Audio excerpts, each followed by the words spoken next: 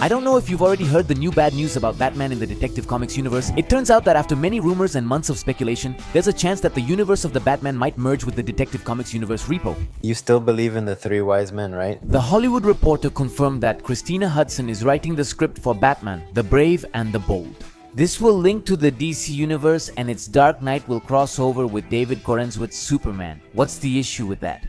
Christina Hudson wrote movies like The Flash, Birds of Prey and the cancelled Batgirl, which according to Warner executives themselves was so bad that they preferred not to release it and use it as a tax write-off. That must hurt your self-esteem. I should clarify that not everything is bad. With Christina, for example, she also wrote the Bumblebee movie and a cancelled Batman Beyond project where Michael Keaton would return as Batman, serving as a mentor to Terry McGinnis. Warner executives said the script was awesome. Personally, I enjoyed several things about The Flash. I think it's a movie that does have some great scenes, like the action sequence with Michael Keaton when they free Supergirl, and above all, Barry's farewell with his mom. The babies though, no, they look like they're about to show up at night. If I were in charge of such an important franchise, I wouldn't pick a writer with such a questionable success record. So, things look bad, but not everything is lost. In fact, I think I have a good idea of how to make a Batman that works well, feels different, and delivers what the DC universe needs. So, in this video, you and I are going to shape what I call the ultimate Batman of the DC universe. A Batman that could even borrow some elements from the series Welcome to Derry. Let's get started. Now it'll be even more surprising when you ask for Batfleck's return at the end of the video. The monitor.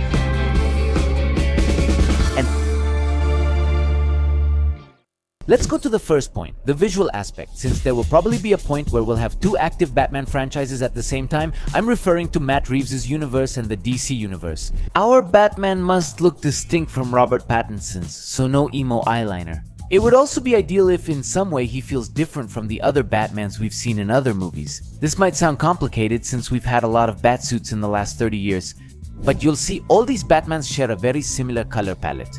So for me, the ideal choice for the ultimate Batman of the DC universe is to bring back the blue cape with the grey suit, which is also very classic for the character. And we haven't seen it adapted in movies, unless you count the Adam West Batman movie. But wouldn't that make Batman seem less serious? What you said is important, since costume design reveals much about a character even before we watch the movie. For example, that messy makeup that Heath Ledger applied to himself gives us that sense of realism that the Dark Knight movie was aiming for. And Jared Leto's makeup gave us the impression that one of Warner's executives clearly hated the Joker, just by casting Jared Leto. Otherwise, what's up with the makeup? The point is that we have to be careful with the color of suit we choose for Batman. But have you ever wondered why movies are afraid of the blue Batman? It turns out there is a specific reason. When Batman first appeared in the comics in 1938, he wore a black cowl, a grey suit and purple gloves. They fit perfectly with the character's dark stories, but technology at the time made it hard to print a character using so much black ink. So, a few issues later, they made his cowl blue with black highlights instead of black with highlights. It's like saving money by making potatoes with a bit of chorizo instead of chorizo with potatoes. This change more or less coincided with the time when Batman's stories started to become a bit more kid-friendly and less dark. A color palette made famous beyond comics by Adam West's Batman series, which showcased a more playful, less serious Batman. It wasn't until 1989 that Tim Burton introduced us to a Dark Knight wearing an all-black suit with yellow details in his movie Batman. This was also seen in movies by Joel Schumacher, Christopher Nolan and Zack Snyder. They continued using this color palette, ranging from black to very dark grey, which was also used in Batman, the animated series. I think all of this, culturally, gave us the idea that the Batmen with the black suit are the ones used in serious or adult stories, while the blue Batman is for more child-friendly versions. But that's not true. It's true that many lighter adaptations of the character have a blue suit, but it's also true that in his first comics, Batman still carried a gun. There are also very dark, adult-themed comics, such as those by Daniel O'Neil and Neil Adams. Alan Moore and Frank Miller both use the classic blue suit effectively, as do Matt Fraction and Jorge Jimenez in Ron. So the blue suit isn't just from a children's story? Personally, I think it's time we saw a suit like this in movies. If you like this video, please subscribe. It's free, it doesn't cost anything, and you just have to click, which helps us a lot. When we hit 600,000 subscribers, I'll release a special video called I Read Hundreds of Batman Comics to Understand Him Deeply. Another debated aesthetic detail among fans is whether Batman should have wide eyes. Since it's a detail we see in Batman comics from all eras, but one we haven't really seen in movies except for a few scenes and the suits of certain specific Batman. There's a reason for this too. I have a full video on why Batman doesn't have wide eyes in movies, but here's a quick summary of the key points. The reason why Batman doesn't have wide eyes in the movies, except for a few rare cases, has to do with acting, since in movies the face, particularly the eyes, carry a lot of acting weight. In fact, in this masterclass, the actor Michael Caine demonstrates how the way you blink, and even which eye an actor chooses to focus more on other characters, greatly influences how we perceive the performance. And if I keep blinking, I risk it. But if I'm talking to you and I don't blink, and I just keep going and don't blink, you start to listen. In movies, Batman's eyes are usually visible so the actor can show the emotional weight of being Bruce Wayne. And that's also why the Spider-Man in movies tend to take off their masks all the time, so that we as the audience can connect with Peter's facial expressions. This is a generalization, though there are exceptions such as Deadpool, whose mask has eyes that change size to show his expressions. Or we can also talk about characters like Mando, who basically has to do all his acting using only his body. In Batman's case, I think it's better to keep his eyes visible and use the wide eyes effect only for certain moments in the movie. For me, Bruce Wayne needs to show his obsessive determination through his gaze. But what do you think? We're talking visually, right? But it's also important that the ultimate Batman of the DC universe has a narrative approach that's different from the other Batman.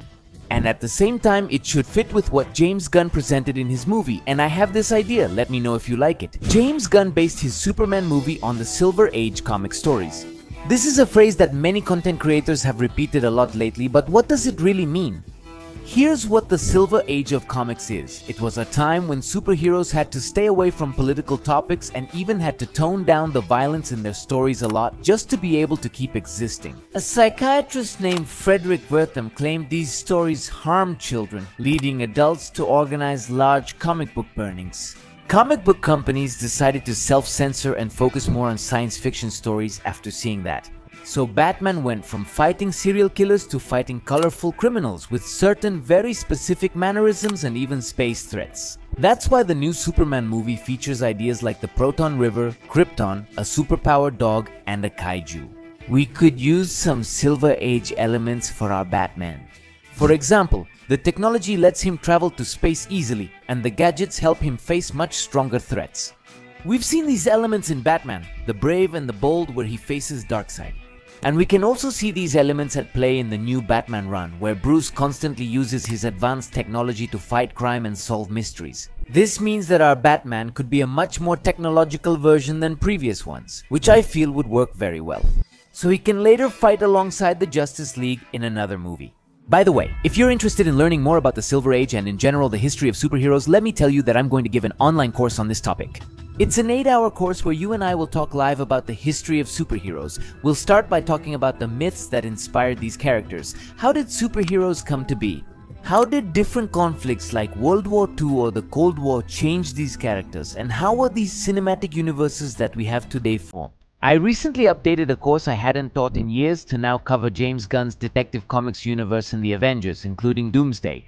Remember, it's an online course, which means you can take it from any country and it's completely live. With me. These are the schedules we'll have, and all the sessions are recorded in case you miss one or want to watch it again later.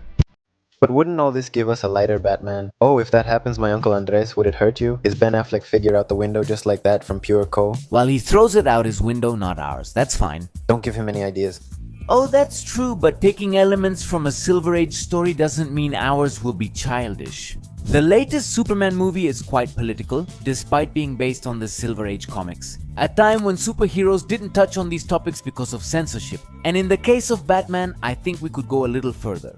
The Hollywood Reporter says director Andy Muschietti is still attached to Batman, the Brave and the Bold. The article notes this could change later, depending on when filming begins. And Andy Muschietti's availability, if you don't remember, Andy Muschietti was also the director of the Flash movie, which, aside from the story, it had horrible things, really horrible things, I mean worse than hitting little God. Not only because he, in a way, approved all these awful visuals, although, well, still. The company mistreated him, and Ben Affleck's Batman also felt completely different.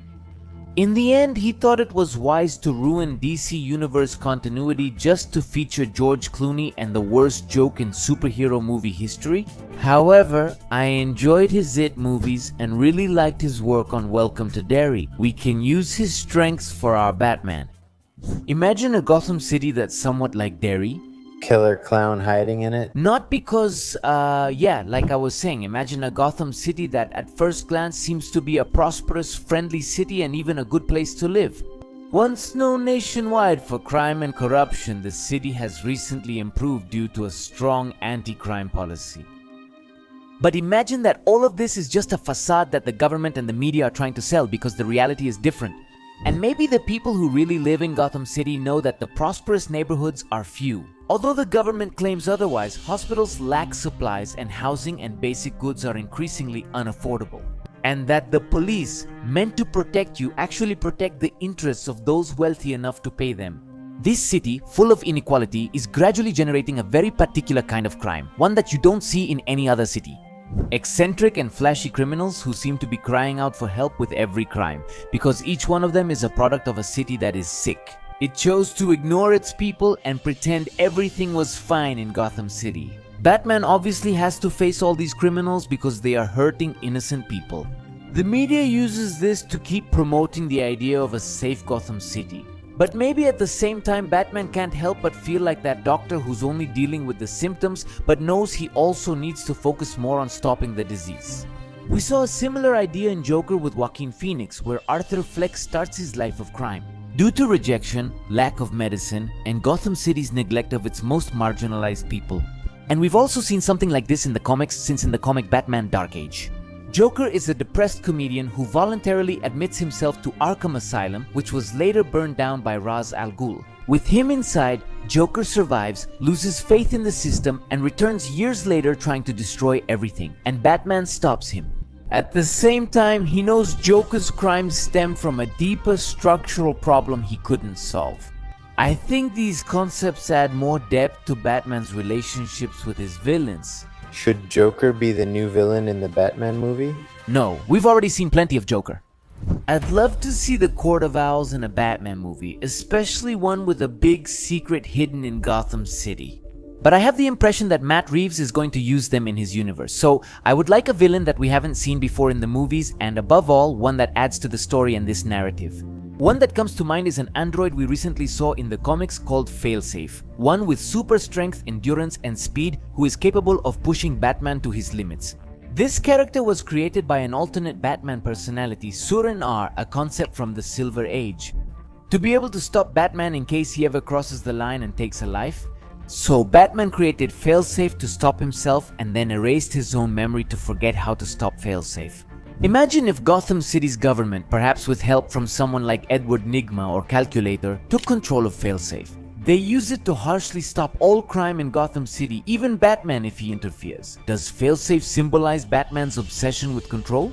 Including this character in the story could suggest that Batman unintentionally influenced the development of Gotham City. It appears beautiful and bright, but hides a dark secret within. I believe Andy Muschietti can tell this story well since he already has relevant experience. Finally, another point that has been heavily debated is what the new Batman of the DC Universe should have. I think many won't agree with me, but be patient, let me cook. That's a sign that please don't let him cook. Let me present my case myself. Just to confirm, you don't make food in this case? Some believe the new Batman should be young to match David Corensweth's Superman, but I disagree. I actually want a Batman who's a little over 40 years old, not just because I'd like to see a more experienced Batman. A bunch of gadgets that he's developed over the years and who can go toe-to-toe with threats much more powerful than him. But also because an older Batman means we can already have a Bat family in play. And I don't know about you, but I don't want to wait a ton of years to get one. My dad is aging. That was a bit offensive, but he's right. I'd love to see Bruce Wayne and his son Damian Wayne's Robin team up in The Brave and the Bold, a character I love and who hasn't appeared in the movies. But at the same time, I would like the existence of other past Robins to be mentioned. That would leave the door open for a Titans movie led by Nightwing. How about a movie with Jason Todd as the main villain when he returns as Red Hood? Or a film where the entire Bat family finally teams up to face a threat? I think they owe us that experience since we've seen many Batmans in movies but not many Robins. Even though these are some of the best characters that Detective Comics has to offer, if you look closely, there are still many Batman stories left to tell. Recently, we've seen many adaptations of the character, but writers should look at the comics. I have faith that they're going to find something different, something that surprises us and above all tells us a good story. In my case, I decided to go with this blue-suited Batman which combines elements from the Silver Age. The new run by Matt Fraction and Jorge Jimenez features Alabad and family, touches on current politics and social issues. Still, there are many Batman versions left to explore.